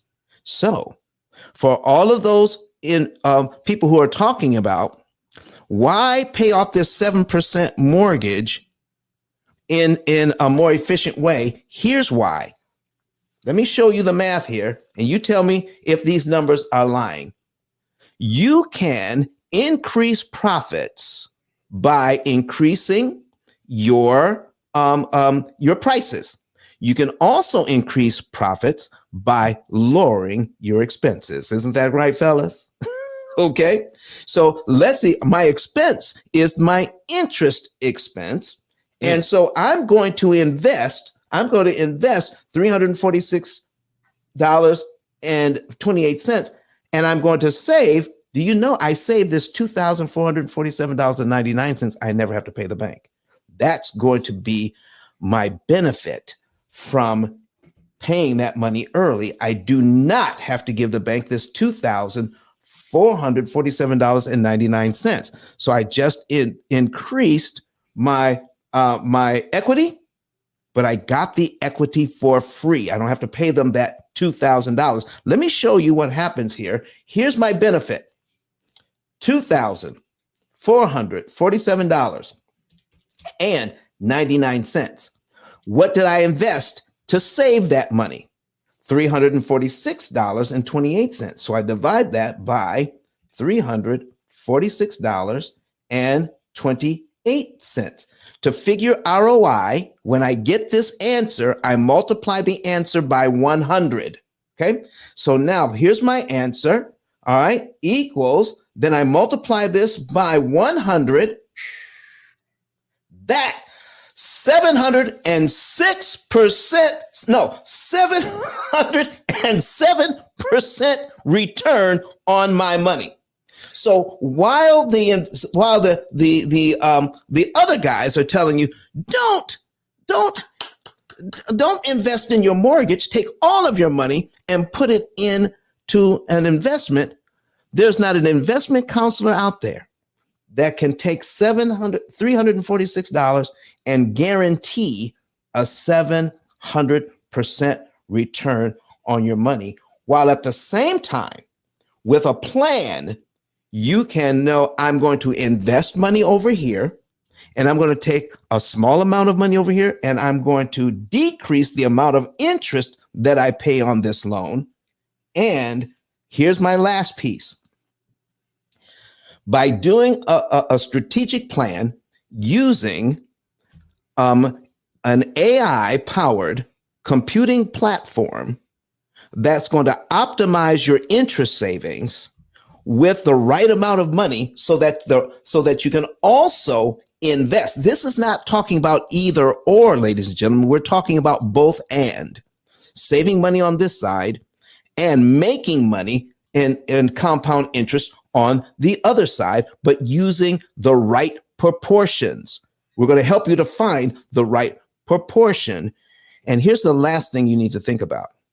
For all the guys that are out there saying, don't do anything with this mortgage, take all that money and invest it. Here's something you need to see. Here's how much money the bank wants you to pay. Guess what? If you pay that interest, you can't also invest that money. If you pay it, you can't invest it. And that's when we're talking about that is an opportunity cost lost. So how would you like to have an asset that's worth $500,000 that you paid around $200,000 in interest for? Take the rest of that money and invest it, and now you have an asset that's paid off. You tracked how much interest you saved, and now you're going to invest that money, and now you are truly creating generational wealth. And when you do that, Perry, I go into all of this. Absolutely. I do not have a will or a trust set up, and then I die. Right.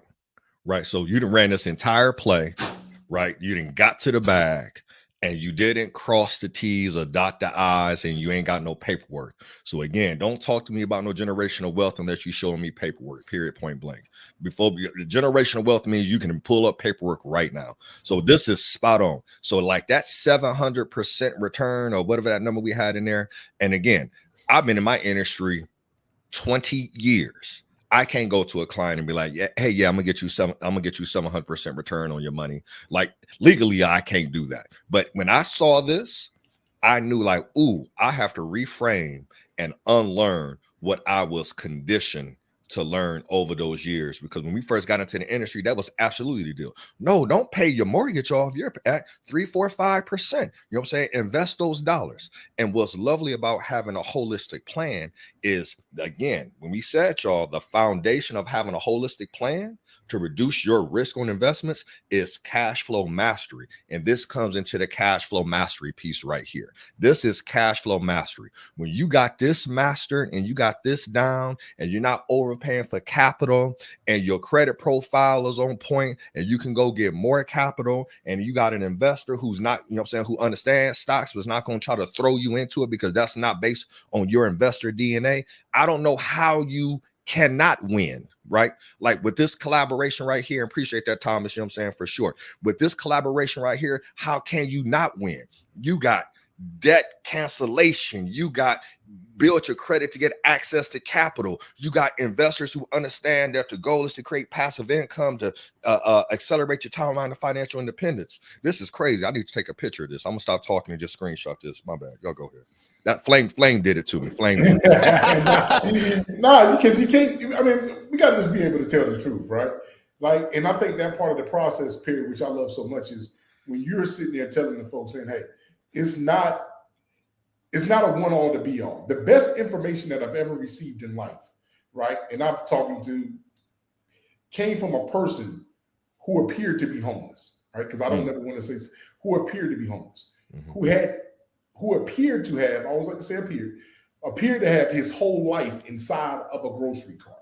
And he was pushing it. He had one shoe on and one shoe off. So, and the one shoe he had on was kind of flip-flopping with the mouth thing going on in the front, right? So you know that look of that person with the hair growing, that it turned into one big dread. It wasn't trying to grow dreads, it just came to one dread. Yeah. And the reason I say that is because he gave me the most. When it comes to information, he said these words to me. He said, do you know that if you can see it with your eyes, there's somebody in this world that made multi-millions off of it? That's real. Okay. He began to look and say, do you see the dirt? There's somebody that sells dirt that's a multi-millionaire selling dirt. He said, do you see these power lines? There's somebody that makes multi-million dollars in selling power lines and selling poles. And he started talking about the cars that was driving down the street. He started saying all of these things. So the more of the story is, there's not one way to make some money. Going back to what Perry's point is, right? It's the best way to make money for you. So when you're saying, hey, you have to invest your money in one particular area, that is dead wrong. Right? I'm a product guy. I like product. That's just what I do. I'm a product guy. I like buying products, right? I like seeing money return on products, right?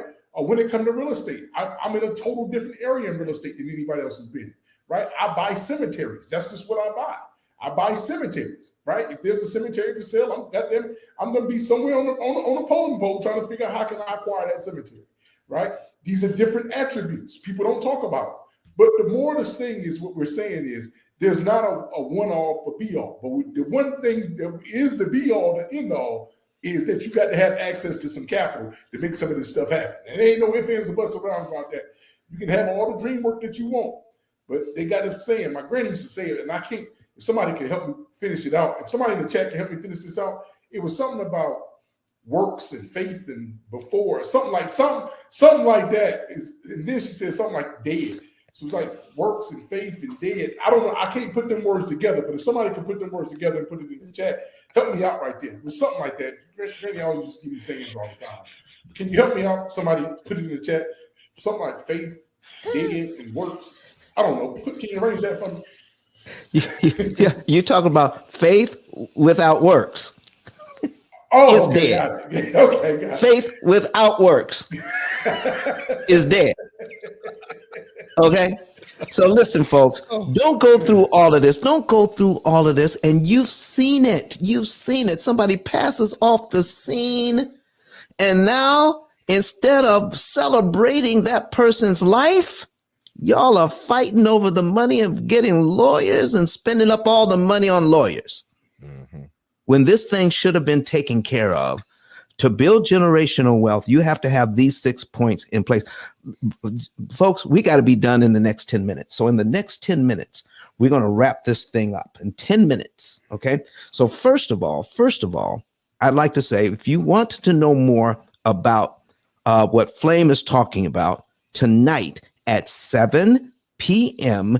Eastern time, all right, we're going to be talking about what's the title? What's the title again?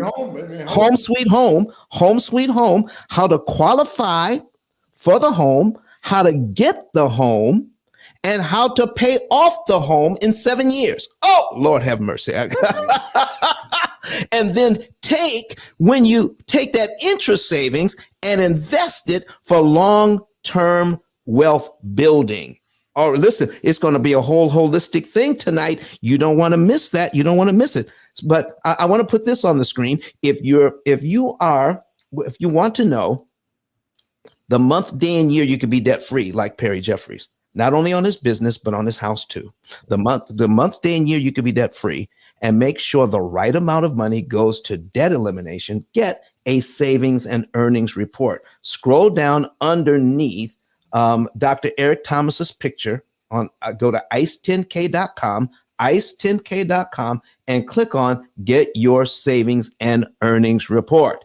Get your savings and earnings report. We're going to hear from Dr. Eric Thomas at the end of the show and how he feels about this program. You know, E.T., the hip hop preacher, the #1 motivational speaker in the world, used the P.I.L.L method strategies to pay off his mortgage.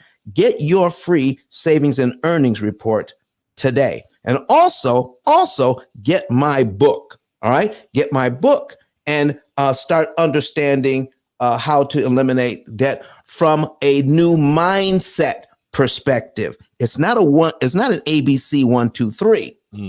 But what it is, it changes your mind about money so that you will not go into this thing the wrong way. We have been taught how money works our entire lives the wrong way. We do this show so you can find out the right way. We're not talking about, I want to get this very clear today, and I'm going to go on record as that. We're not talking that this is a different way of doing it among other different ways. We're talking about everything you've learned about money before makes the bank money. If they're not showing you the numbers as to how it's working for you, it sounds good. It sounds logical, but it is totally irrational. When somebody says for you not to pay off a 7% loan when it really is 139 or 40% loan, they're not telling you the truth. Okay. So what you want is the right information. So I'm going to go on record and saying this is the best information you're going to get on finances here on the P.I.L.L Method Show.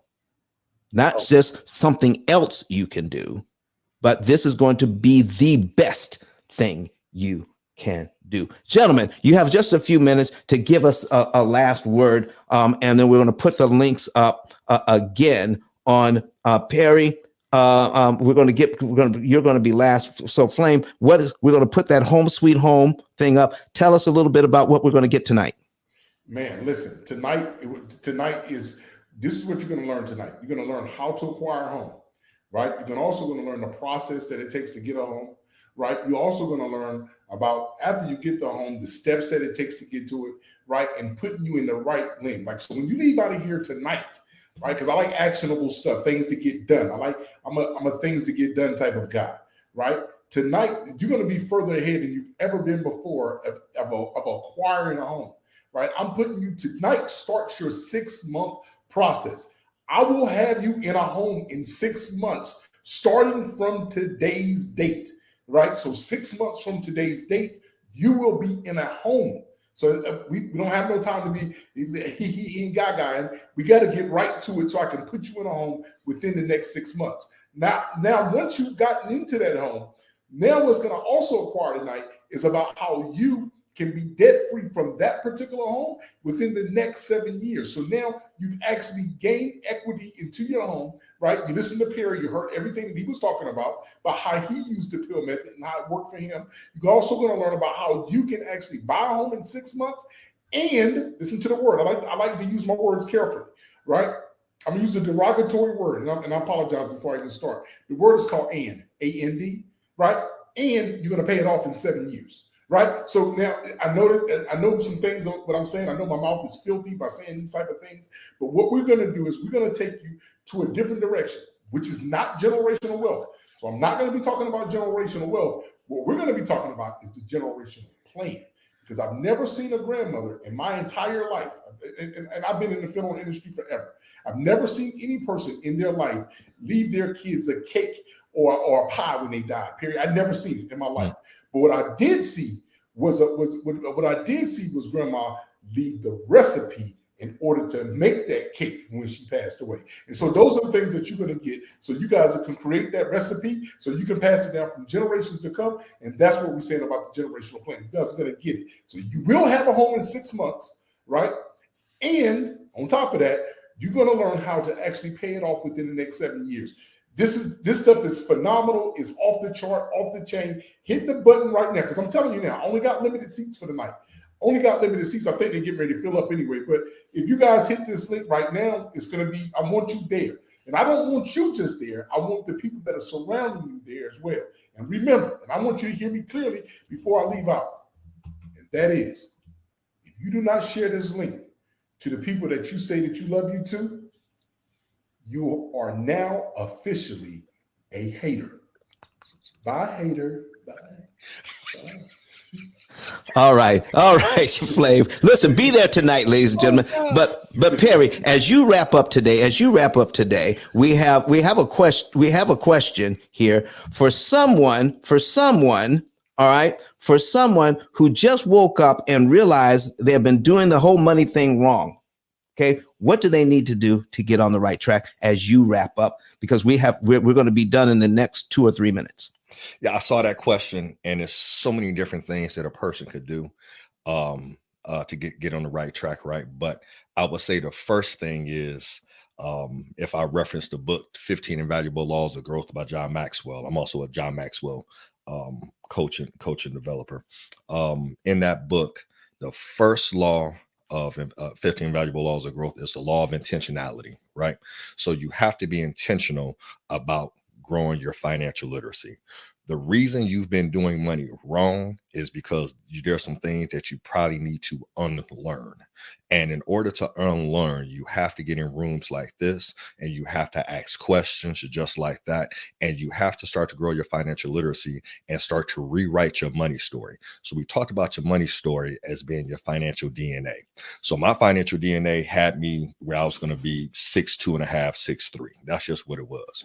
But what I can control is what I eat and how I work out. So I can choose to be, my DNA said I'm going to be 6'3", but my decisions determine whether or not I'm going to be 200 or 300 pounds, right? So being intentional now about what you ingest, and I'll leave this, is one thing to ingest is another thing to digest, right? So you want to make sure that you're in the rooms where you're ingesting the right information or even different information just to give you a different perspective, because, you have right and wrong, you have in the middle, is all perspective. But you want to be in the right rooms where you're ingesting, but then also to work with folks who can help you digest that and metabolize that information that you're learning, right? So I know I went down the biology path, but that's what I would say is it all starts with understanding your money story and having that law of intentionality, and also to that law of awareness where you start to be like, man, if I'm not where I want to be financially, what is it about my money story and my current actions that's got me to this point? Because you're where you are based on the actions that you have taken. And if you want to change those actions, it starts with changing the way that you think. So that's my 2 cents on that. All right. So listen, ladies and gentlemen, if you want to get with Perry, we're going to put that link up so that you can set up an appointment with him and get a free consultation. Let's put that link in there right now so that you can get that. Also, don't forget about going to ice10k.com and making sure that you get your free savings report. And let's be there tonight All right. So that we can talk about the home sweet home. All right. And listen, we also want to make sure that you're here for next week. Okay. So let's do very quickly. We're going to be talking about, we're changing Sunday's show. Sunday's show is now going to be on the credit show. Sunday show is going to be the credit show, and Flame is going to be our special guest speaker for next Sunday. So you want to be there, and we're going to be talking about these people who pretend to fix your credit. They pretend to negotiate your credit away, and we're going to be talking about how scammy they are and what they're doing to ruin your life. So we're going to be talking about that, and Flame's going to be talking about that next week. All right. And so let's be there for that. And we have our other shows that are coming up as well on Wednesday and on Friday. So be there during the week. It's at 7 a.m. Central Time, 8 a.m. Eastern. And on Sundays, 9:30 a.m. Eastern, 8:30 Central. All right, folks. Listen, thank you so very much, everybody, for being here today. All right. And don't forget, ice10k.com. Go and set up an appointment with Perry and be with Flame tonight. Let's hear from Eric Thomas as we say goodbye to all of you. And thank you for being here. See you on next week. Listen to me, y'all. But one of his mentees took us through one of their programs, and I paid off my mortgage. But guess what happened? My marriage went to a whole nother level. And you know why? Because my wife is a security freak.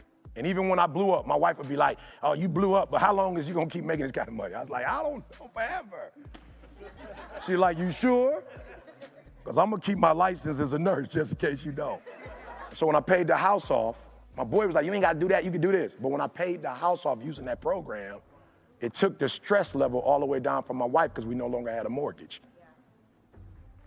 Does that make sense? That thing that was coming every month, that was getting on her nerves, we didn't have that no more. And so she was at rest.